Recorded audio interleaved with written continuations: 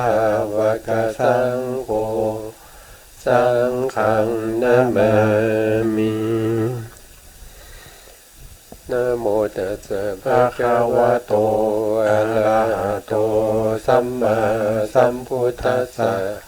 นะโมตัสสะภะคะวะโตอะระหะโตสัมมาสัมพุทธัสสะนะโมตัสสะภะคะวะโตอะระหะโตสัมมาสัมพุทธัสสะสัมมาสัมพุทธมัตตุลังสัสสะธัมมาคานุตตมังอาภิวาทิยาภาสิสังอาภิธรรมัตถสังฆังตัตถาวุตตาภิธรรมัตตาจตุธาปารมัตถโตจิตตังเจตสิกังรูปังนิพพานามิติสัมภะทาขอกราบนมัสการพระมหาเถระพระสังฆาธิการพระเถรานุเถระและขอสวัสดีท่านผู้ฟังและผู้ชมทุกท่านที่ติดตามในรายการพระไตรปิฎกลอยฟ้าในเนื้อหาของพระพิธรรมนะครับครั้งนี้ก็เป็นครั้งที่58ในเรื่องของนิพพานปรมัตถ์นะครับจริงๆแล้วนิพพานปรมัตถ์ในเนื้อหาก็จะไม่มากเท่าไหร่นะครับแต่ว่าเรานำเอาเนื้อหาในพระสูตรมานะครับในพระสูตรเพื่อให้เราได้เข้าใจถึงสภาวะของนิพพานว่านิพพานเป็นสภาวะที่เป็นสันติลักขณังแล้วก็นิพพานเนี่ยไม่มีปัจจัยปรุงแต่งเป็นอสังคตธรรมแล้วเราก็พูดถึงในเรื่องของการเข้าถึงพระนิพพานนะครับเราก็พูดมาหลายครั้งในเรื่องของการที่จะเข้าถึงในเรื่องของพระนิพพานนะครับเริ่มต้นจากสติปัฏฐาน4เราก็คงจะพูดเฉพาะในเรื่องของสติปัฏฐาน4เราคงไม่มีเวลาที่จะต้องไปพูดในเรื่องของสัมมาปัฏฐาน4อิทธิบาท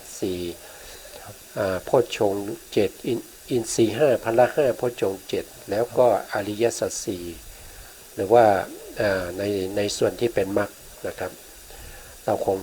าจะพูดเฉพาะในส่วนที่เป็นข้อที่1นั่นก็คือสติปัฏฐานนะอาทิตย์นะครับอาทิตย์ก็วันนี้ก็มาร่วมรายการเช่นเคยนะครับก็อาทิตย์มีอะไรจะคุยกับท่านผู้ฟังก่อนไหมครับก็เหมือนเดิมครับมาทบทวนอีกทีมาทบทวนด้วยกันครับจริงๆแล้วเราก็ไม่ความจำนะความจำหรือสตินี่มันเป็นอนิจจังทุกขังอนัตตาเหมือนกันนะครับแต่ถ้าเราดูบ่อยๆนะถ้าเราดูบ่อยๆเราท่องสาธยายบ่อยๆเนี่ยมันจะทำให้เราเกิดติดอยู่ในขันธสันดานนะครับก็คือเป็นอัธยาศัยเป็นอุปนิสัยของเราไปในภพต่อไปนะถ้าเราไปเรียนในภพต่อไปเราก็จะเรียนได้โดยไม่ยากนะครับไม่ยากถ้าเราไม่ศึกษาสนใจถึงแม้ว่าเราจบแล้วเราได้ใบประกาศมาเรียบร้อยแล้วแต่เราไม่ได้สนใจแล้วเราก็ละเลยมันก็จะไม่จำมันก็จะไม่จำมันก็ไม่สามารถที่จะตึกขึ้นมาได้ไม่สามารถที่จะเอาขึ้นมาใช้งานได้นะครับอันนี้ก็เราก็ต้องสนใจบ่อยๆครับผมนะครับนะทีนี้เราก็มาต่อเนื้อหาครั้งที่แล้วนะครั้งที่แล้วเนี่ยก็พูดถึงในเรื่องของอายตนะนะครับอายตนะก็จะมีทั้งอายตนะภายในแล้วก็อายตนะภายนอกนะครับเดี๋ยวนะครับก็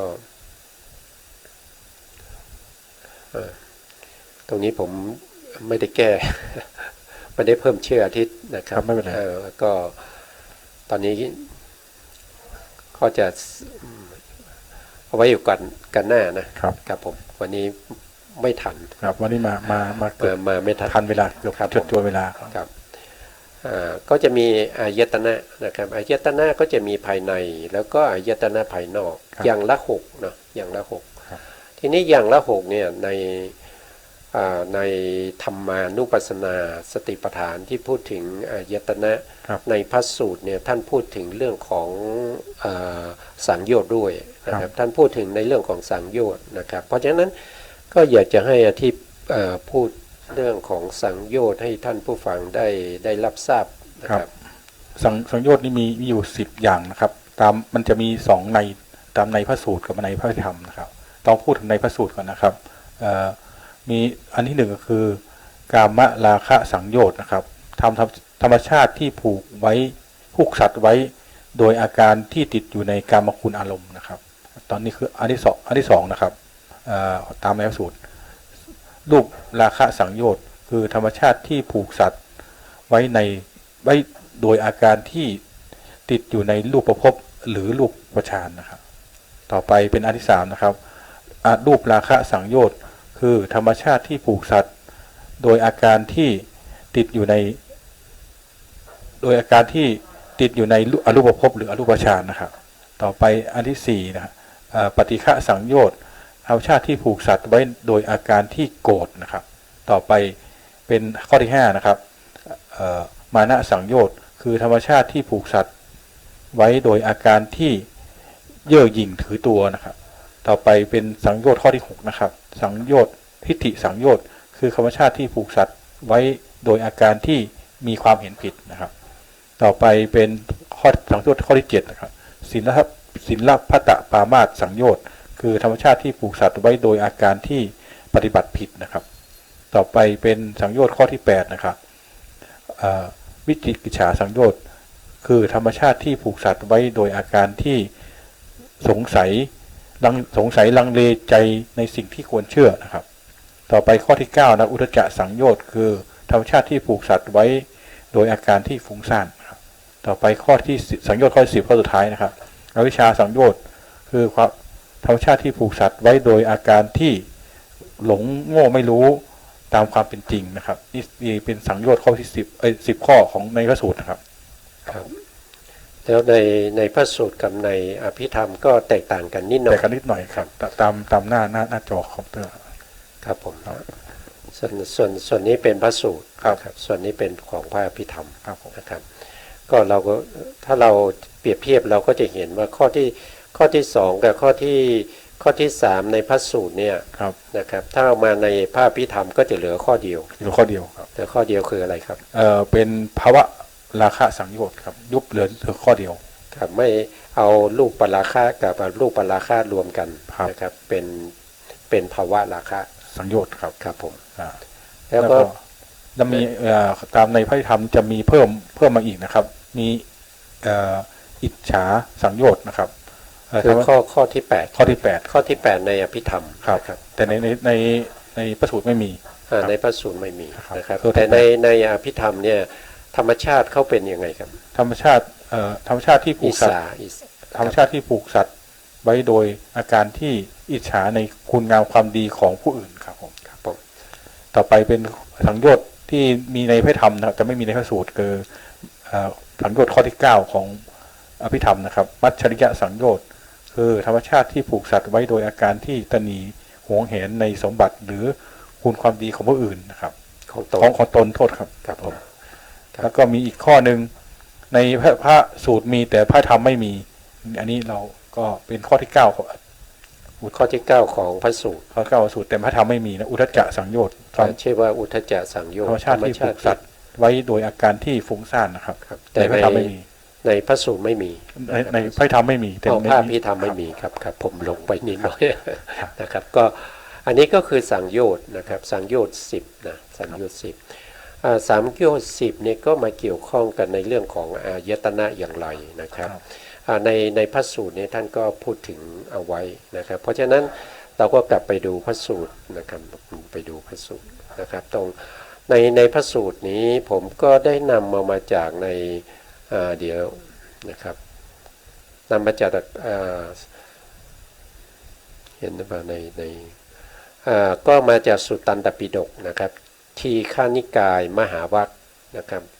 เล่มที่2ภาค2นะครับในหน้าที่227เป็นต้นมานะครับ นะครับที่ผมพอดีผมระบายสีไว้ให้ท่านผู้ฟังได้เห็นชัดๆนะครับคือในพระสูตรนี้ท่านก็ได้พูดถึงว่านะครับดูก่อนภิกษุทั้งหลายภิกษุในธรรมวินัยนี้นะครับย่อมเห็นตาด้วยย่อมรู้จักตาด้วยนะครับย่อมรู้จักรูปด้วยอันหนึ่งสังโยชน์คือเครื่องผูกนะครับย่อมเกิดขึ้นโดยอาศัยตารูปทั้งสองอันใดย่อมรู้อันนั้นด้วยนะครับคือตรงนี้ถ้าพูดถึงตรงนี้เนี่ยก็จะมีอยู่3ข้อแล้วนะครับข้อที่1คือตาจักขุประสาทครับแล้วก็คู่กับรูปารมณ์ครับรูปครับผมครับรูปหมายถึงรูปารมณ์นะครับสีต่างๆครับจักขุประสาทนี้เป็นอายตนะภายในครับเป็นอายตนะภายในคู่กับอายตนะภายนอกคือรูปารมณ์ครับก็คือรูปนี่เองนะครับเมื่อเขากระทบกันหรือเชื่อมต่อกันพูดง่ายๆเขาเชื่อมต่อกันหรือว่าเวลาหรือว่าผูกกันอยู่นะครับระหว่างตากับรูปนะผูกกันไว้นะครับผูกกันไว้แล้วก็ทำให้เกิดเป็นสังโยชน์ขึ้นมานะครับเกิดเป็นสังโยชน์นะครับเพราะฉะนั้นพระพุทธองค์ก็แสดงโดยการนำเอาสังโยชน์มาผูกไว้นะครับมาผูกไว้ให้พวกเราเห็นว่าไอ้สังโยชน์เนี่ยมันเป็นอกุศลใช่ไหมครับเป็นอกุศลมันดีหรือไม่ดีครับไม่ดีครับมันเป็นสิ่งที่ไม่ดีนะครับเป็นถ้าเราพูดถึงอกุศลแบบนี้นี่ถ้าเราพูดถึงในอริยสัจสี่นี่เราควรจะทำยังไงกับอกุศลควรละครับควรละนะครับธรรมนี้เป็นธรรมที่เราควรละนะครับในขั้นที่แล้วผมก็ได้นำเอาในเรื่องของอภินญยะก็คือธรรมที่ควรรู้ยิ่งนะครับมาให้ท่านผู้ฟังได้รับฟังไปครั้งหนึ่งนะครับตรงนั้นจะเป็นตัวที่เราศึกษาในเรื่องของพระสูตรหรือว่าพระอภิธรรมก็ตามนะครับเราก็จะจำแนกลงไปในธรรม5หมวดด้วยกันนะครับใน5หมวดก็จะมี1ก็คือธรรมที่ควรรู้ยิ่งนะเรียกว่าอภินญยะอันที่2ก็คือธรรมที่ควรกำหนดรู้นะครับธรรมที่ควรกำหนดรู้นี้ก็คือได้แก่ปริญญยะนะครับอันที่3ก็คือได้แก่ธรรมที่เราควรจะละนั่นก็คือโลภะก็คือพวกที่เป็นอกุศลทั้งหลายนะครับแต่ถ้าเราพูดก็จะเป็นปหาตภะนะครับก็คือธรรมที่เราควรจะปหานะครับแล้วก็อันที่4นะครับอันที่3อันที่4แล้วครับ4แล้วเหรอครับอันที่4ก็เรียกว่าเป็นสัจฉิกาตภะนะครับก็เป็นนิพพานนั่นเองนะครับนิพพานเป็นสภาวะที่เราควรทำให้มีขึ้นนะครับมีขึ้นในที่นี้พูดโดยโวหารนะครับนิพพานเนี่ยมันมีอยู่แล้วเพียงแต่เราจะเข้าถึงหรือไม่เท่านั้นเองถ้าเราพูดโดยตรงๆก็คือเราต้องเข้าถึงนะครับเราจะทำยังไงให้เข้าถึงนิพพานนะครับทำยังไงให้เข้าถึงนิพพานแล้วก็ทำหมวด5หมวดสุดท้ายเราเรียกว่าเป็นภาเวตปะก็คือควรเจริญทำที่ควรเจริญคืออะไรคนมรรคก็คืออริยมรรคนะครับอริยมรรคการข้อ2ข้อ3ข้อ4นี่เป็นอริยสัจ4ข้อ1นี่คืออะไรเป็นธรรมที่ควรรู้ยิ่งควรรู้ยิ่งนี่คืออะไรควรรู้ยิ่งก็คือทำอย่างเช่นข้อที่1เนี่ยท่านก็พูดถึงในเรื่องของอาหารนะครับธรรมที่1ที่ควรรู้ยิ่งก็คืออาหารทำไมถึงมาอยู่ในข้อที่1แล้วก็เป็นธรรมที่ควรรู้ยิ่งก็เพราะว่าสัตว์ทั้งหลายเนี่ยที่ดำรงอยู่ได้เนี่ยก็เพราะอาหารนะครับเพราะอาหารเป็นใหญ่ก็เอาอาหารมาเป็นสภาวะที่เราควรรู้ยิ่งอาหารมีเท่าไหร่ครับอาหารมี4อย่างครับอาหารมี4นะครับ4อย่างนี้จะเป็นรูปอาหาร1รูปอาหารครับรูปอาหาร1ก็เป็นก็รูปอาหารก็คือกับพอดีกะลาอาหารนะครับที่เป็นคำที่เราทานเข้าไปเนาะแล้วก็3อย่างนี้เป็นนามอาหาร นามอาหารก็มีหนึ่งก็คือ มีอะไรจะจำไม่ได้อาจารย์ ผัสสะอาหาร ภาษาอาหาร ผัสสะ ภา อา ษา หาร ตัวนี้นะครับ ผัสสะอาหาร ครับ แล้วก็มี เอ่อ เจตนา เจตนาอาหารครับ แล้วก็มี อีกอันหนึ่ง จิต จิต วิญญาณ วิญญาณอาหาร วิญญาณอาหาร โอ้ แสดงว่าอาทิตย์ไม่ค่อยได้ดูเลยนะเนี่ย ครับแต่เคยคุ้นเรียนมา เพราะผ่านมาแล้วนะครับ คุ้นอยู่นะครับ คุ้นอยู่แต่นึกไม่ได้ นึกไม่ได้ เพราะว่าไม่ได้ทบทวนนะครับ ไม่ได้ทบทวนนะแต่มันอยู่กับเรานะครับอาหารเนาะ ครับ เวลาเราทานอาหารเราก็นึกถึงกับพลีกับอาหาร ครับ นะครับ ก็คือรูปอาหาร ครับเป็นรูปอาหาร ครับ ถ้าเราไม่ทานอาหารนี่มันจะทำให้เราอ่า สุขภาพร่างกายแย่ ทำให้เราเนี่ยถ้าไม่ทานสัก7 วันเนี่ยก็ แย่ ตั้งอยู่ไม่ได้แล้ว ครับ นะรูปนี้จะอยู่ไม่ได้แล้ว ครับ นะครับ รูปก็อยู่ไม่ได้นะอันนั้นก็เป็นที่เราเสริมเข้ามานะครับ ทีนี้เรากลับมาดูในพระสูตรต่อนะครับ ที่เรากำลังพูดถึงอยู่ที่เราควรที่พระพุทธองค์ทรงแสดงไว้นะครับว่าดูก่อนภิกษุทั้งหลายภิกษุในธรรมวินัยนี้ธรรมวินัยนะครับธรรมวินัยก็จะขยายตรงนี้นิดหนึ่งนะครับธรรมวินัยนี้ก็จะมีอยู่2 อย่างด้วยกันนะครับ ก็จะมีหนึ่งก็คือสังวรวินัยนะสังวรวินัยนะครับ อันที่2ก็คือปหานะวินัยนะครับ ก็จะมี2 อย่างในศาสนาพุทธเรานะครับ ก็มีธรรมวินัยอยู่2 อย่าง ก็คือ1ก็คือปหานะวินัย ครับ นะครับ ก็จะมีปหานะวินัยก็จะมีอยู่5 อย่าง ครับ ก็จะมีตทังคะปหาร ครับ วิคัมพนะปหาร ครับ แล้วก็จะมีสมุเฉดปหาร ครับ นะครับ แล้วก็ปฏิปัสสธิปหาร ปฏิบัติอาหาร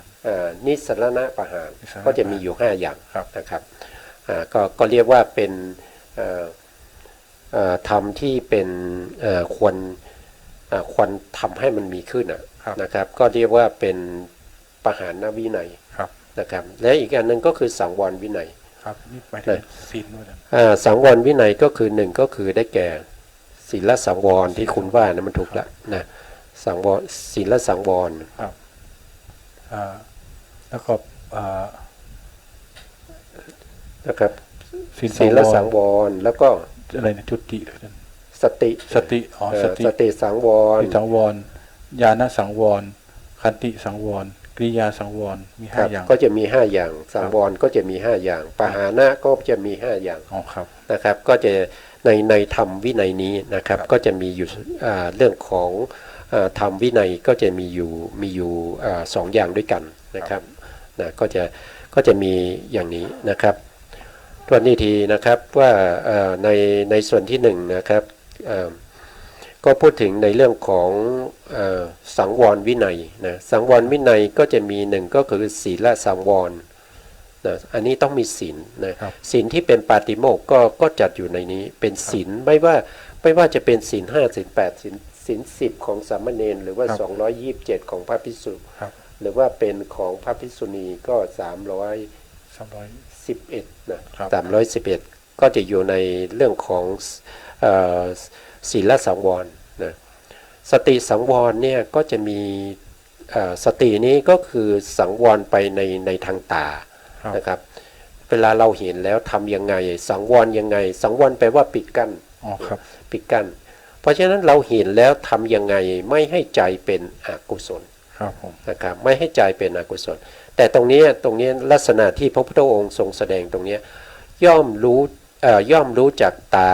ย่อมรู้จากรูป ครับ อันหนึ่งสังโยชน์ย่อมเกิดขึ้นโดยอาศัยตารูปทั้ง2อันใด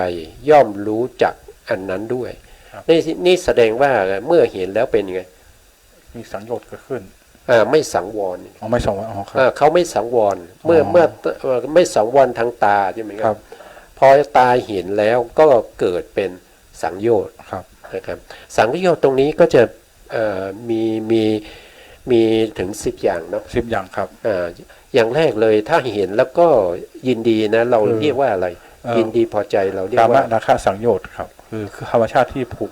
สัตว์ไว้ด้วยอาการที่ติดอยู่ในกามคุณอารมณ์ ครับก็คือเห็นแล้วก็ชอบใจนะครับ ชอบใจในสิ่งที่เห็น ครับ โดยเฉพาะผู้ชาย อ๋อครับ ผู้ชายเห็นผู้หญิง ครับ นะครับ เห็นผู้หญิงก็เกิดความ ความ ชอบใจ ชอบใจ ชอบใจยินดี ครับ พอใจ ครับ ในเพศตรงข้าม ครับ แล้วผู้หญิงล่ะผู้หญิงเห็นผู้ชาย ก็เหมือนอาการเดียวกัน ก็เหมือนกันนะครับ ผู้หญิงก็จะมีความยินดีชอบใจ ครับ ในเพศตรงข้ามเหมือนกันนะครับ ก็จะเป็นในลักษณะอย่างนี้นะครับ เพราะฉะนั้นในธรรมวินัยนี้พระพุทธองค์ก็พูดถึงการที่เราจะปิดกั้นเนี่ยเราจะต้องปิดกั้นด้วยอินทรีย์ศีลสังวรนะครับ อินทรีย์สังวรญาณสังวรญาณสังวรนี้ก็คือญาณก็คือปัญญา ครับ นะครับก็คือตัวปัญญานะครับก็คือใช้ปัญญาในการที่จะปิดกั้นพวกที่เป็นสังโยชน์ อ๋อครับ นะครับปิดกั้นพวกที่เป็นสังโยชน์ไม่ให้เข้ามารบกวน ครับ นะครับมารบกวนใจของเรานะครับ แล้วในการที่เรามีสติสังวรมีศีลมีสติสังวรมีญาณสังวรเนี่ยจะตั้งอยู่ได้ ครับ จะต้องมีความอดทนนะ อ๋อครับ ก็คือ ขันติ ก็คือขันติสังวรนะครับ แล้วขันติสังวรแล้วยังจะต้องมีความเพียรใช่ไหม ครับ ก็ต้องมีความเพียรด้วยเนาะต้องมีความเพียรด้วยนะครับ ถ้าไม่มีความเพียรนะครับ ถ้าไม่มีความเพียร โนริยะสังวร ก็จะสังโยชน์ก็จะเกิดขึ้นได้ง่ายพูดอย่างนั้น ครับ ก็แล้วกันนะครับ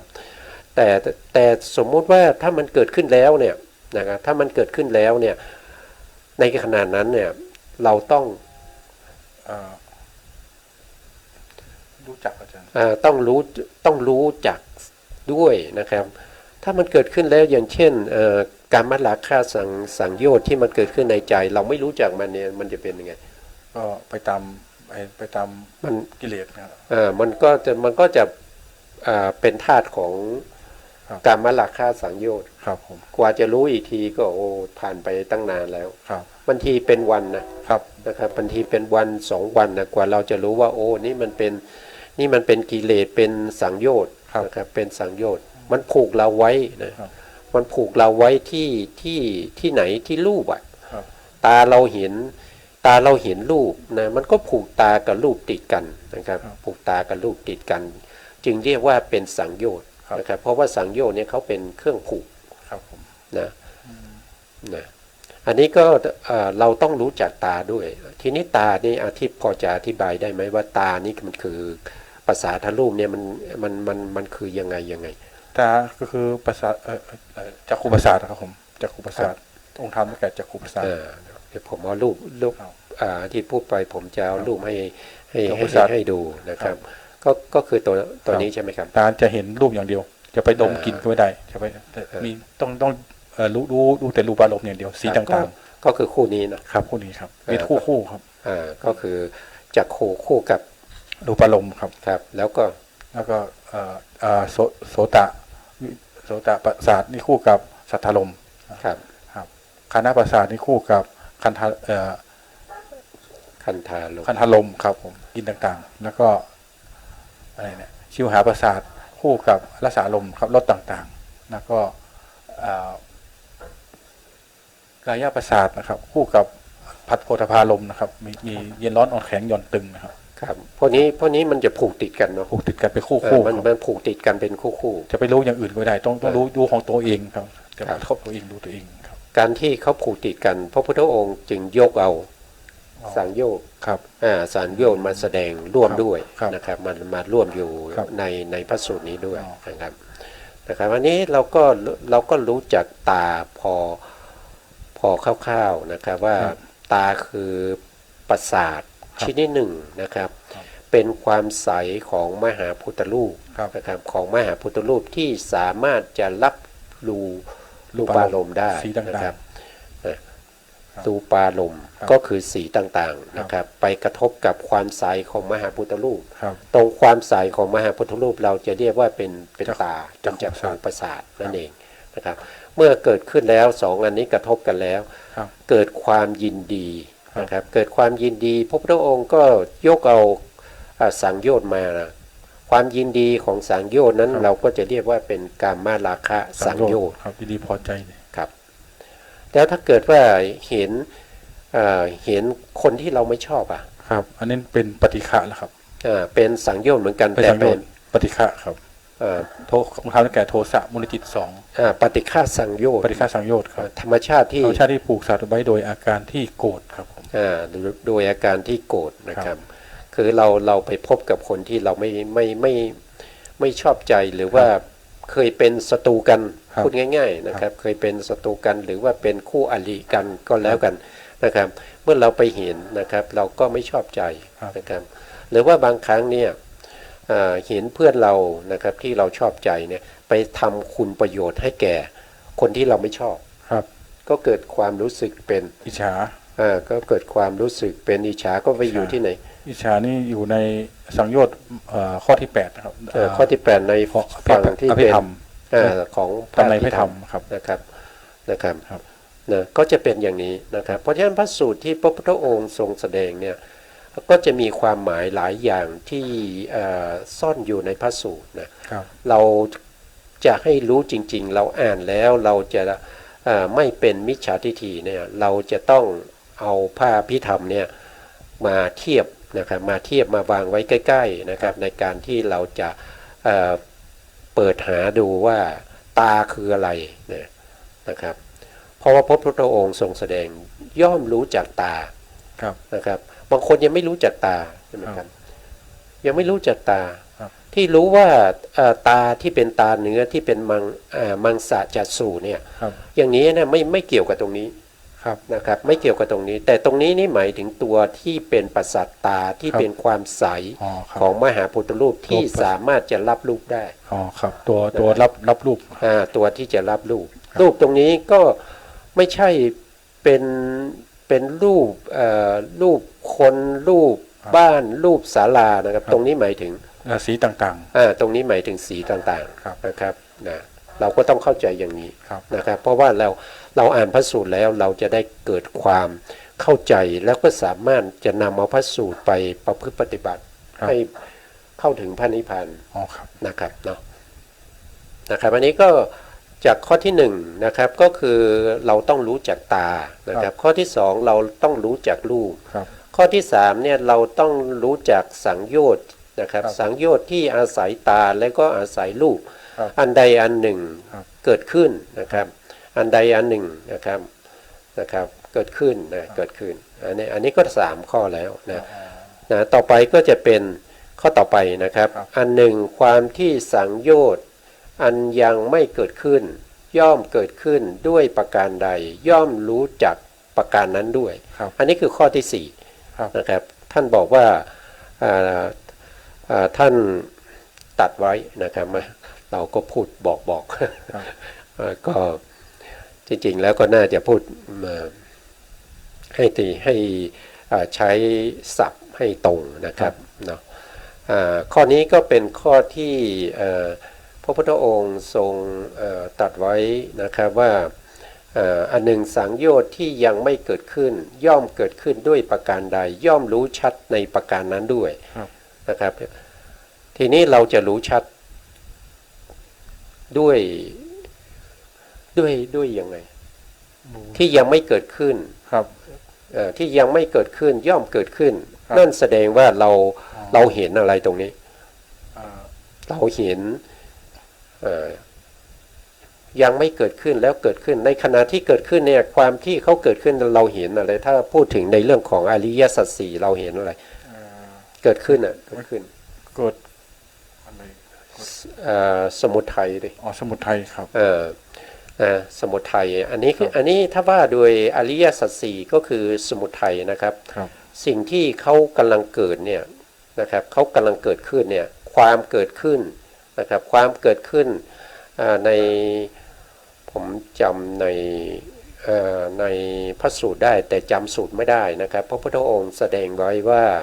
นะครับย่อมตัดสรู้ทุกข์โดยความเป็นทุกขสัจย่อมตัดสรู้เหตุเกิดแห่งทุกข์โดยความเป็นสมุทัยย่อมตัดสรู้ความดับแห่งทุกข์โดยความเป็นนิโรธสัจย่อมตัดสรู้ปฏิปทาให้ถึงความดับแห่งทุกข์ เป็นมรรคสัตว์ ครับ นะครับอันนี้ก็อยู่ในพระสูตรนะครับพอดีจะค้นหาก็คงไม่ทันเนาะ ครับ ก็เราก็พูดให้ฟังนะครับว่าในพระสูตรเนี่ยถ้าเราได้ศึกษาพระสูตรหลายๆพระสูตรเนี่ยเราก็จะสามารถที่จะเข้าใจในพระสูตรที่เราได้ศึกษาหลังๆนะครับถึงแม้ว่าตอนแรกเนี่ยเราศึกษาพระสูตรเนี่ยเราอ่านไปสาธยายไปเนี่ยเราอาจจะรู้บ้างไม่รู้บ้างนะครับแต่เมื่อเราศึกษาไปเรื่อยๆนะครับไปเรื่อยๆเมื่อเราผ่านไปหลายพระสูตรเนี่ยก็จะทำให้เราเข้าใจได้นะครับสามารถที่จะเอาพระสูตรก่อนๆที่เราได้อ่านแล้วก็จำได้เนี่ยมาเทียบเคียงนะครับมาพิจารณานะครับในพระสูตรหลังๆได้โดยลักษณะอย่างนี้นะครับทีนี้ก็สงสัยว่าย่อมเกิดขึ้นเนี่ยสังโยชน์เนี่ยเขาเกิดขึ้นได้ด้วยเพราะอะไรครับ ด้วยตาออสตากระรูป เมื่อมีตากับรูปเกิดขึ้นใช่ไหมครับเมื่อตาเห็นรูปแล้ว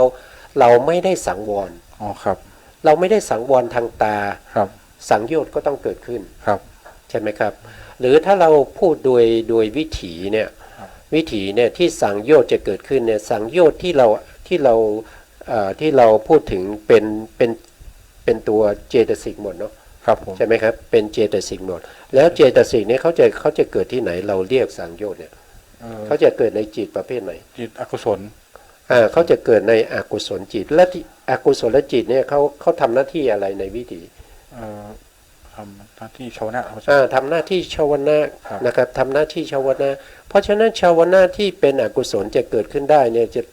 จะต้องผ่านจากมโนทวาราวชนะจิตใช่ไหม อ๋อครับ ตรงมโนทวาราวชนะจิตเนี่ย ครับ สามารถที่จะทำให้เป็นกุศลก็ได้เป็นอกุศลก็ได้ อ๋อครับ ถ้าสมมติว่าเป็นอกุศลอย่างข้อนี้เนี่ย ครับ ก็มโนทวาราวชนะจิตนั้นไม่มีอะไร ไม่มีโยนิโสครับ ไม่มีโยนิโสเขาเป็น เป็นอกุศล เขาเป็นอโยนิโส อ่ะ ใช่ไหม โยนิโสครับ เขาเป็นอโยนิโส ครับ นะครับเขาเป็นอนิโยนิโสเพราะฉะนั้นจิตที่เกิดต่อจากเขาเนี่ยที่ก็จะเป็นอกุศล ครับ อกุศลชวนะครับ ผม แล้วอกุศลชวนะในปกติเขาเกิดกี่ครั้งครับเกิดดับกี่ครั้ง 7 ครั้ง เกิดดับเกิดดับ7 ครั้งนะครับ ครับ การที่เขาเกิดขึ้นแล้วก็ดับไปเกิดขึ้นแล้วก็ดับไปก็เหมือนกับการที่เราย้ำใช่ไหมครับ ครับ เราย้ำเราทำอะไรก็ตาม เราย้ำบ่อยๆเนี่ยมัน ครับ ทำให้เป็นยังไง มัน ทำให้นิสัยเรา อ๋อ เป็นอย่างนั้นเลยนะครับ ครับ นะครับ เพราะฉะนั้นครั้งต่อไปเนี่ยเราเห็นแป๊บมันก็จะเป็นสังโยชน์แล้ว อ๋อครับ ใช่ไหม ครับ แต่ถ้าเรามีโยนิโสมนสิการนะครับ เราเห็นปุ๊บมันก็จะกลายเป็น กุศล มันก็จะกลายเป็นกุศล ครับ หรือว่าเรามีความปิดกั้นเอาไว้ ครับ นะเราปิดกั้นทางตาไว้มีความสังวรอินทรีย์ ครับ นะอินทรีย์ทางตานะครับ สังวรจากขุนศีย์ ครับ นะครับ ก็ทำให้ ไม่เห็นรูป ไม่ใช่ไม่เห็นรูป เขาเห็นรูป แต่ว่าเราสังวรในสังวรก็คือการปิดกั้นเมื่อเห็นแล้วไม่ให้มันเป็นสังโยชน์ไง อ๋อครับครับ ไม่ให้เป็นสังโยชน์ไง ครับ อันนี้ นะค ถื รั อบ เป็น ไม่ให้ โย เป็นอกุศลไง ถือเป็นโยนิโสไหมครับ นะ การเราปิดการสังวร มันจะเป็นการอธิบายคนละในกัน ครับ คนละในกันนะแต่ว่าถ้าเราพูดถึงโดยเหตุใกล้จริงๆเนี่ยคือโยนิโสนะครับ คือตัวโยนิโสเนี่ยเป็นเหตุใกล้จริง ๆ ในการที่จะเป็นกุศลหรืออกุศล ครับผม นะครับพระพุทธองค์ได้แสดงไว้นะครับว่ามันเป็นบุพานิมิต ครับ นะครับทรงอุปมาอุปไมยเหมือนกับแสงเงินแสงทองของพระอาทิตย์ในยามเช้า ครับผม นะครับก่อนที่พระอาทิตย์จะขึ้นเนี่ย ครับ ก็จะมีแสงเงินแสงทอง อ๋อ โผล่มาก่อน ครับนี่หมายถึง นะครับ โยนิโส ตัวนี้คือโยนิโส ครับ ก็คือเป็นเหตุใกล้ ครับ นะครับแต่ถ้าเป็นตากับตากับตากับรูปนะครับตากับรูปถ้าเราดูในวิถีตากับรูปปัญจทวาราวิวัชนะจิต ครับ ทำหน้าที่อาวัชนะ ครับ แล้วก็มีจักขูวิญญาณ ครับ แล้วก็จะต้องมี สัมปติฉันนะครับ ละปรมใช่ไหม ครับ ครับแล้วก็ต้องมีสันติละนะครับ แล้วก็ยังจะต้องมีมโนทวาราวชนะจิต ครับผม กว่าจะได้มาเป็นสังโยชน์ อ๋อค ครับ รับมันก็จะเป็นลักษณะว่ามันก็จะไกลกว่าโยนิโสนะครับเพราะว่าโยนิโสอยู่ในมโนทวาร อ๋อค ว รับ ชนะจิต ครับ นะครับก็เอ่อก็ได้ทั้งสองนะครับเราจะสังวรนะครับเราจะสังวรปิดกั้นทางตาก็คือปิดกั้นคำว่าปิดกั้นในที่นี้ที่ว่าสังวรนี่เขาปิดกั้นอกุศลนะ อ๋อครับไม่ได้ปิดตังปิดกั้นตานะครับ ไม่ใช่ว่าไม่มองนะ อ๋อครับ ไม่ใช่ไม่มอง อ๋ นะ อครับ นะครับ แต่ในพูดถึงพระสูตรก็มีนะครับพระพุทธองค์ไม่ให้เราดู ครับ ผู้หญิงนะครับ ครับ ก่อนที่พระพุทธองค์จะปรินิพพานนะครับ พระอานนท์ได้เข้าไปทูลพระพุทธองค์ว่าตั้งแต่นี้ไปเนี่ยเราจะให้ปฏิบัติกับพวกที่เป็นมาตุคามยังไงนะครับพระพุทธองค์ก็บอกว่าไม่ต้องดู อ๋อครับ ข้อที่หนึ่งก็ไม่ต้องดู พระอานนท์ก็บอกว่าถ้าจำเป็นต้องดูแหละครับ อ๋อ พระพุทธองค์ก็บอกว่าไม่ต้องพูดด้วย อ๋อครับ ถ้าจำเป็นต้องพูดล่ะพระพุทธองค์ว่าให้ตั้งสติไว้ อ๋อครับ สติมาแล้วนั่นเป็นอะไร เป็น สติ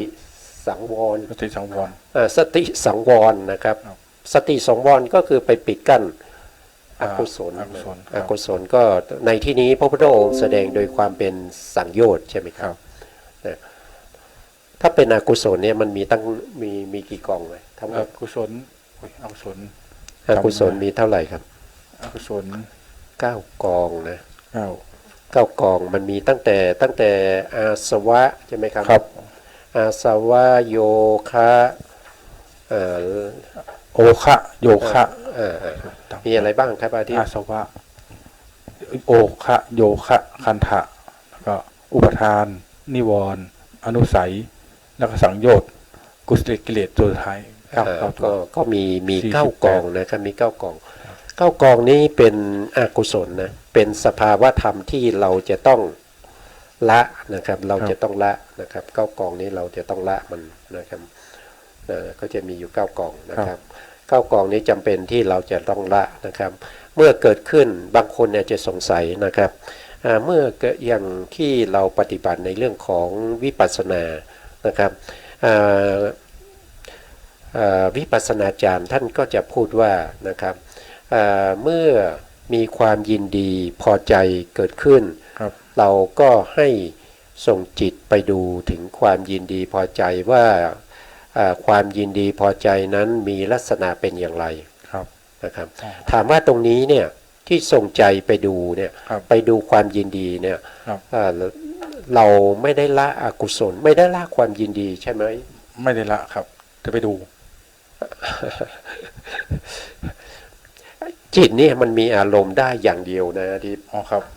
อย่างขณะที่เขามีความยินดีนั้นเป็น ครับ อะไรเป็นโลภะใช่ไหม เป็นโล ครับ ภะใช่ครับ มีความยินดีอยู่เป็นโลภะ ครับ เราจะเอาโลภะไปในขณะนั้นไปดูโลภะได้เลยเหรอ อ๋อ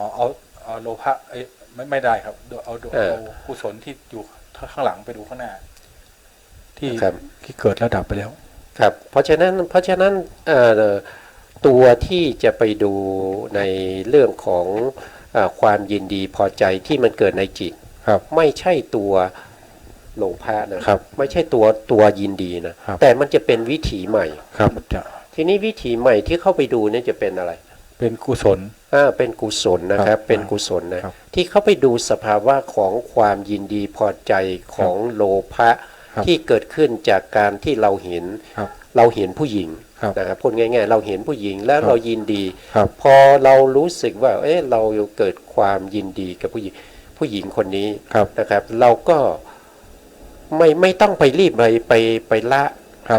อกุศลใช่ไหมครับ เราก็ใช้มหากุศลนะครับ เข้าไปดู ครับ คือเข้าไปดูสภาวะของความยินดี ครับ นะครับ ตัวที่เข้าไปดูสภาวะความยินดีมันเป็นกุศลแล้ว กุศลครับผม มันเป็นกุศลแล้ว เนี่ย นั่นแสดงว่ามันละอกุศลไปด้วย อ๋อครับ ใช่ไหมครับมันละอกุศลไปด้วย ครับ นะครับ คือการปฏิบัติอย่างนี้เนี่ยบางคนน่ะจะไม่เข้าใจนะครับ ไม่เข้าใจก็จะมีปัญหานะครับ มีปัญหาก็จะมาเอ่อบางคนก็มีเขาเรียกว่าอะไรมีอกุศลจิตนะครับมีอกุศลจิตกับพระอาจารย์ที่เป็นวิปัสสนาจารย์นะครับท่านก็ไม่ได้แนะนำเราใช่ไหมครับเมื่อมีโลภะเกิดขึ้นแล้วก็ให้ไปดูโลภะนะครับเราไม่รู้เลยนะครับไปดูยังไงนะครับคือไปดูสภาวะของโลภะนี่มันจะมีความยินดีพอใจเมื่อเราเข้าไปดูความยินดีพอใจสภาวะของโลภะนั่นแสดงว่าเราละโลภะแล้วแล้วก็วิถีหลังเนี่ยที่เข้าไปดูเนี่ยมันจะเป็นกุศลมันเป็นกุศลจิตมันเข้าไปดูถึงสภาวะของจิตที่เป็นโลภะที่มีความยินดีแล้วก็ดับไปแล้วดับไปก่อนหน้าที่ตัวเองจะเกิดขึ้นใช่ไหมครับถ้าสภาวะธรรมที่เราเข้าไปดูในเรื่องของอย่างเช่นกามราคะสังโยชน์เกิดขึ้นแล้วเราเข้าไปดูว่ากามราคะสังโยชน์มีลักษณะอย่างไรอย่างนี้เนี่ยมันจะต้องเป็นวิถีที่สืบเนื่องต่อกันเขาเรียกว่าสันตตินะคือการปฏิบัติวิปัสสนาในเรื่องของนามธรรมเนี่ยจิตดวงหนึ่งเนี่ยเวลาเกิดขึ้นในวิถีเนี่ยเขารู้อารมณ์อะไรเขาต้องรู้อารมณ์นั้นตลอดทั้งวิถีเราจะเปลี่ยนในวิถีเช่นชวนาจิตมี7 ดวงใช่ไหมครับ3 ดวงแรกเนี่ยมีความยินดีในรูปแต่3 ดวงหลังเนี่ยให้เป็นกุศลมาดูว่า3 ดวงแรกที่อยู่ข้างหน้าเนี่ยเป็นที่มีความยินดีนะไอ้ความยินดีนะมันมีลักษณะอย่างไรเนี่ยมันทำไม่ได้ครับต้องอยู่คนละวิธีกันมันต้องเป็นคนละวิถี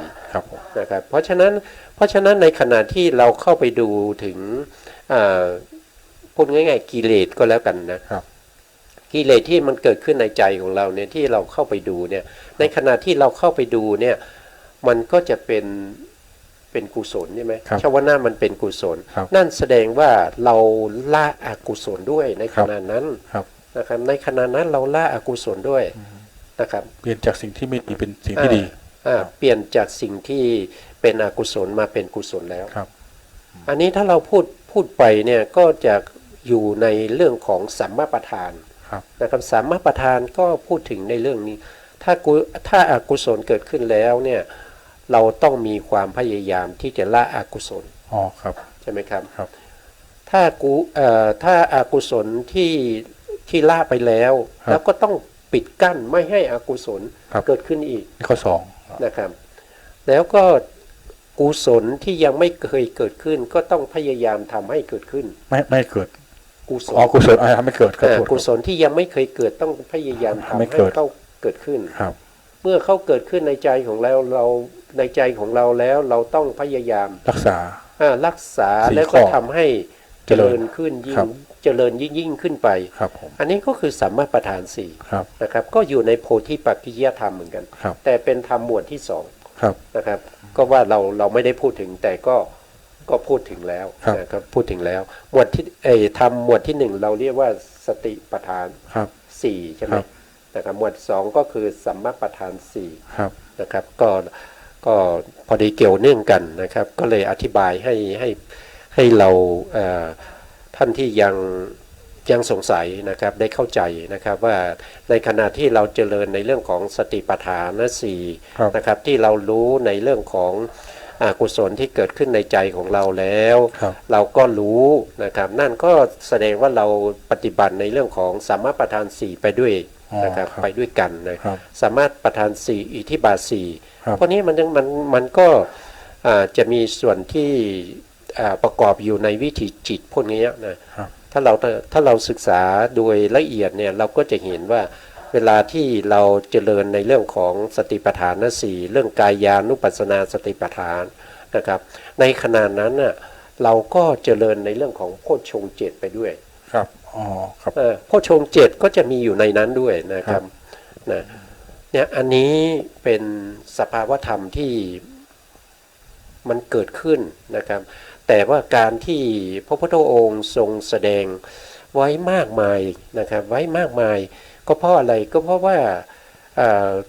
แ แต่ละหมวดธรรมเนี่ยพระพุทธองค์ไม่ได้แสดงให้แก่บุคคลเดียวนะครับ ครับ พระพุทธองค์การที่จะแสดงธรรมเนี่ยก็ต้องรู้อัธยาศัยนะครับรู้อัธยาศัยคนนี้ว่าคนนี้จะต้องแสดงธรรมวันไหนนะแสดงธรรมประเภทไหนให้เขารู้ให้เขาฟัง แล้วเขาจะได้ตรัสรู้ธรรม ครับ นะครับเพราะฉะนั้นคนเรามีมากมายนะครับคนนี้ก็จะเอาสติปัฏฐานสี่แต่เป็นกายานุปัสสนาอย่างเดียว ครับ นะครับแต่คนนี้สติปัฏฐานสี่แต่ต้องเป็นธรรมานุปัสสนาสติปัฏฐานอย่างเดียวอย่างเงี้ยพระพุทธองค์ก็เลยต้องแสดงหลายอย่างนะครับจนมาถึงพวกเราเนี่ยไม่มีบุญบารมีใช่ไหมครับเราฟังตั้งแต่สติปัฏฐานสี่ในธรรมสี่หมวดไม่ว่าจะเป็นกายานุปัสสนาสติปัฏฐาน ครับ เวทนานุปัสสนาสติปัฏฐาน จิตานุปัสสนาสติปัฏฐาน แล้วก็ธรรมานุปัสสนาสติปัฏฐานเราก็ยังไม่เข้าใจเลย ครับ นะครับก็ต้องเอาธรรมที่พระพุทธองค์แสดงไว้ในโพธิปัจจยธรรมนี้มาศึกษาอีก ครับ นะครับนั่นก็คือสัมมาประธานสี่ ครับ นะครับหมวดที่สองก็สัมมาประธานสี่หมวดที่สามก็ สติพระอาจารย์ หมวดโพธิปัจจยธรรมครับ ครับ มี สัมมาประธานสี่อิทธิบาทสี่อินทรีย์ ห้า ห้าพละ พระห้า โพชฌงค์ พระทรงเจ็ด แล้วก็มากมี องค์แปด เนี่ยมันคือเราบุญบารมีเราไม่เพียงพอ ครับ เราก็จำเป็นที่จะต้องศึกษาให้หมดนะครับศึกษาให้หมด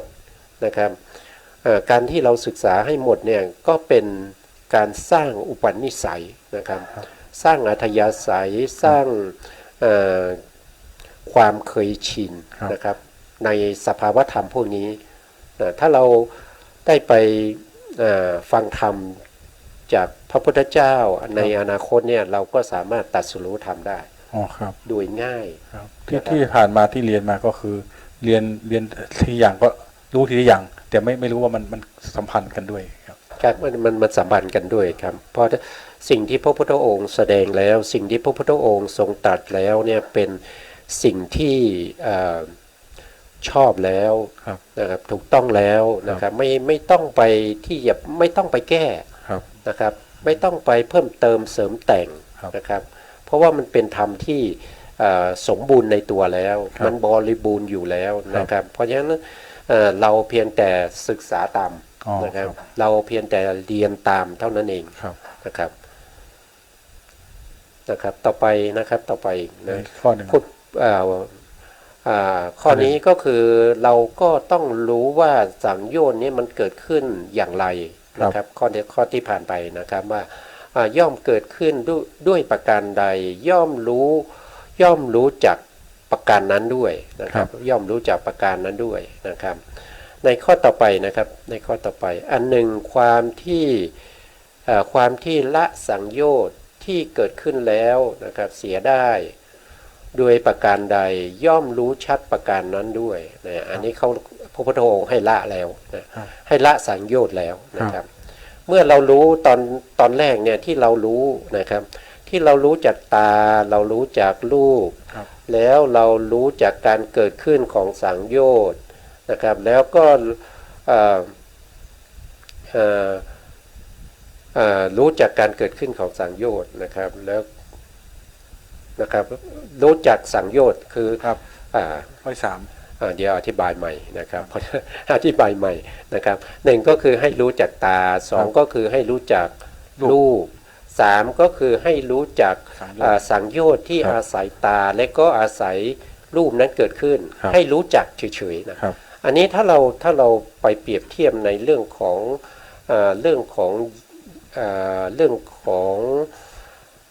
อริยสัจสี่นะครับอริยสัจสี่เนี่ยที่จะต้องทำวงในเขาเรียกว่าเป็นอะไรครับ วงสามนะครับวงสามอาการ12อะไรเนี่ยผมจำไม่ได้จำได้ไหมจำได้ไหมอาการ12อะไรสามกันรอบสาม ใช่ รอบสามอาการ12นะครับอันนี้มันอยู่ในรอบที่เท่าไหร่นะครับที่เรารู้จักตารู้จัก รู้จักรูปแล้วก็รู้จักสังโยชน์ที่อาศัยตาแล้วก็อาศัยรูปเกิดขึ้นเนี่ยสามอันเนี้ยเขาอยู่ในรอบ รอบแรกวะ รอบแรกรอบแรกเราจะเรียกว่าสัจจญาณ สัจจญาณ มันมีสามรอบใช่ไหมครับมันหนึ่งก็คือสัจจญาณสองก็คือ กัตตญาณ ต้องเป็น กัตตญาณ สอง ข้อ นี้ สาม จะต้องเป็นกิจญาณ แล้วก็ กิจญาณนะครับสัจจญาณกิจญาณแล้วก็กัตตญาณ ครับผม นะครับสัจจญาณก็คือรู้ รู้ครับ รู้จัก ครับ รู้จักสภาวะธรรมพวกนี้รู้จักพวกนี้ ครับ นะครับแล้วก็กิจญาณกิจญาณก็คือ มันมีสี่อย่าง ถ้าเป็นทุกข์ก็กำหนดรู้ ตรงเนี้ย อันนี้นี่ ตรงเนี้ยพระพุทธองค์ให้เราที่เกิดขึ้นแล้วนะครับ นี่เป็นสมุทัยนี่คนจะละครับ อันนี้ก็จะอยู่ใน ละกิตญาณ อยู่ในกิจญาณนะครับกิจญาณนี่ต้องละใช่ไหม ละ ครับ ครับ ไม่ใช่กิจญาณประเภททำให้เจริญ ครับ นะครับแต่กิจญาณตัวนี้เป็นกิจญาณให้ละ ครับผม นะครับให้ละ อันนี้ก็อยู่ในกิจญาณนะครับ ต่อไปในข้อต่อไปนะ ข้อเป็น อันหนึ่ง กัตตญาณ อันหนึ่งความที่ละสังโยชน์ที่เกิดขึ้นแล้วเสียได้โดยประการใดย่อมรู้ชัดประการนั้นด้วย อันนี้ก็คือละได้แล้ว ละได้แล้ว ก็ไปอยู่ใน กัตตญาณ ไปอยู่ในกัตตญาณก็คือละละแล้วนะครับ เราละแล้วนะต่อไปนะครับ อันหนึ่งสังโยชน์อันตนละเสียแล้วย่อมไม่เกิดขึ้นอีกนะครับ ย่อมไม่เกิดขึ้นต่อไปด้วยประการใดก็รู้ชัดประการนั้น ครับ อันนี้คืออะไร อันนี้เป็น สังโยชน์ที่ตนละแล้วย่อมไม่เกิดขึ้นอีก ก็รู้ชัดประการนั้นด้วย นี่เป็น อันนี้เป็นปัจเจเวกแล้ว ปัจจเวกครับ พิจารณาแล้ว ครับ อันนี้เป็นปัจเจเวกแล้วนะครับ ก็จะอยู่ในปัจเจเวก อ๋อครับ วิถีอะ ครับ นะครับ ก็จะไปอยู่ในวิถีถ้าเป็นในมรรควิถีแล้วก็จะหลังจากที่เราได้มรรควิถีแล้ววิถีต่อไปก็จะเป็น ผล วิถีมรรคจิตกับผลจิตเขาเกิดในวิถี อ๋อ เดียวกัน ครับ นะครับ แล้วก็ถ้ามรรควิถีดับลงแล้วมีพระวังคจิตมาขั้นอยู่2-3 ดวงหรือว่ามากกว่านั้นนะ2-3 ดวงนี้เป็นของพระพุทธองค์นะครับพระพุทธองค์นี้มีพระวังคจิตนี้น้อยมากนะครับ อย่างพวกเรานี้ก็อาจจะมีพระวังคจิตพูดอาจจะเป็นหลายหมื่นนะครับ ผม หลายหมื่นหลายแสนก็ไม่รู้นะค ครั รับบ เพราะว่าลัดนิ้วมือหนึ่งมันเกิดตั้งแสนโกดนะครับแล้วก็จะมีวิถีใหม่เกิดขึ้นวิถีนั้นเราจะเรียกว่าเป็นปัจเจเวคขณะวิถี ครับผม นะครับถ้าเราละพวกที่เป็นสังโยชน์ได้หมดได้แล้วอย่างเช่นเราละกรรมราคะสังโยชน์ที่นำไปสู่อบายได้เนี่ย ครับ เราก็จะได้เป็น พระโสดาบัน ได้เป็นโสดาบันแล้ว ครับ พอเรามาพิจารณาโสดาบันเนี่ยมาปัจเจเวกเนี่ย ครับ เวลาปัจเจเวกเนี่ยเขาจะปัจเจเวกอะไรบ้าง ทำที่ควรละได้แล้วเพราะฉะนั้น ก็คือกิเลสที่ละไปแล้ว ครับ หนึ่งเนาะ แล้วก็กิเลสที่ยังไม่ได้ละ กิเลสที่เหลืออีกหนึ่ง ครับ แล้วก็อะไรอีก อะไรอีกอาจารย์ มรรคนะ อ๋อมัก พิจารณามรรคพิจารณามรรคที่ตัวเองเพิ่งได้เมื่อกี้ อ๋ เนี่ย อครับครับ นะครับ 3 ก็ ย่าง คือโสดาปฏิมรรค อ๋อครับ แล้วก็พิจารณาผล ผลอ๋อ4 อย่าง โสดาปฏิผลที่ตัวเองเพิ่งได้มาเมื่อตะกี้นะครับ ผม แล้วก็ มี5 มี5นะครับ พิจารณานิพพานที่ตัวเองได้ อ๋อครับ จะพิจารณา5อย่างนะครับ จะอยู่ในปัจเจเวกขณะวิถี ครับ นะครับ อันนี้ก็เราพูดโดยย่อๆก็จะเป็นในลักษณะนี้ ครับ นะครับ ไม่ว่าจะเป็นกามราคะสังโยชน์นะครับก็จะมีอยู่กี่ข้อเนี่ยหนึ่งก็คือรู้จักตานะสองรู้จัก รูป ตู้สามก็ รู้จัก คื สั อง โยชน์ ย่อมเกิดขึ้นนะก็รู้ว่ารู้จักสังโยชน์ รู้จักตารู้จักว่าสังโยชน์ที่เกิดขึ้นด้วยทางตาและก็ทางรูปเนี่ยเนาะแล้วก็ต่อไปก็รู้จักว่าเขาเกิดขึ้นอย่างไรนะครับ แล้วก็เราจะละเขาได้อย่างไรนะครับ แล้วก็รู้ว่าที่ละไปแล้วจะไม่เกิดอีก ครับอันนี้ปัจเจเวก6 6 อย่าง เพราะฉะนั้นจะต้องทำ6ขั้นตอนนะ อ๋อครับ นะเวลาที่เรา ขออภัยครับเวลาที่เราปฏิบัติธรรมเนี่ยก็จะต้องทำอยู่6ขั้นตอน ครับ นะครับไม่ว่าจะเป็นกามราคะรูปราคะ ครับ อรูปราคะพวกนี้เป็นสังโยชน์หมด ครับ ใช่ไหมครับเดี๋ยวเอาสังโยชน์ขึ้นมาอีกทีเวลาจะหมดแล้วก็จะหมดแล้วอาทิตย์ ครับ นะครับก็คือเราก็จะต้องทำการมราคะสังโยชน์นี้ ครับ 6 ครั้งนะครับตามเมื่อกี้นะครับ ครับ รู้จักรูปรู้จักตา อ๋อ นะครับแล้วก็รู้ว่ามันเกิดขึ้นยังไง ครับ นะครับพวกนี้ต้องทำทีละ6 หมดเลย ครับ นะครับ อ๋อ เพราะต้องละมันหมดนะ แต่บางข้อมันเป็นต้องละหมดเนาะใช่ ครับผมครับเวลาหมดแล้วครับผมเวลาหมดแล้วนะครับที่มีอะไรจะคุยกับท่านผู้ฟังครับ อ๋อก็ได้ ท้ายรายการครับ ได้ความรู้ วล เพิ่มเติมเยอะมาก อ่า เลย มี ที่ เวลา สำคัญ อยู่นิดหน่อยครับมี คือ เวลาอยู่ ได้รู้เรื่องธรรมะรู้เป็นข้อแต่ไม่เคยมาเชื่อมโยงกันครับเนี่ยเพิ่งรู้ครับอาจารย์ ครับก็ดูได้ในพระสูตร ครับ ดูได้จากพระสูตรนะครับ ครับ เพราะว่าเราเรียนอภิธรรมเนี่ยเราเรียนคล้ายๆเรียนทฤษฎี ครับ นะครับก็รู้ว่าสารนั้นสารนี้ประกอบกันเป็น ครับ นั่นเป็นนี่ ครับ นะครับ แต่ไม่ได้เอามารวมกันให้เห็นตั้งแต่ต้นจนจบ ครับผม นะครับก็เราก็ศึกษาพระสูตรด้วย ครับ นะครับครับ รู้จักวิธีการเชื่อมโยง ครับตอนนี้ก็จะได้ในลักษณะอย่างนี้นะครับ เพราะฉะนั้นเวลาหมดแล้วอาทิตย์ ครับ ก็ลาท่านผู้ฟังก่อนครับสุดท้ายนี้ขอกราบขอบพระคุณพระครูสมุทรวิสุวัตรวรกิจโจผู้อำนวยการสถานีเพื่อการสถานีวิทยุเพื่อการศึกษาพระพุทธศาสนาและวัฒนธรรม FM 104.5 เมกะเฮิรตซ์วัดไฟหินจังหวัดเชียงใหม่ครับแล้วก็ขอกราบขอบพระคุณพระอาจารย์ดร.สวัยเทพบุญหรือว่าพระครูปริยัติยานุศาสตร์นะครับแล้วก็ขอบคุณท่านผู้ฟังและผู้ชมทุกท่านนะครับขอให้ท่านผู้ฟังและผู้ชมมีแต่ความสุขนะครับความเจริญแล้วก็มีดวงตาเห็นธรรมในเร็วๆนี้นะครับขอบคุณครับ สวัสดีครับ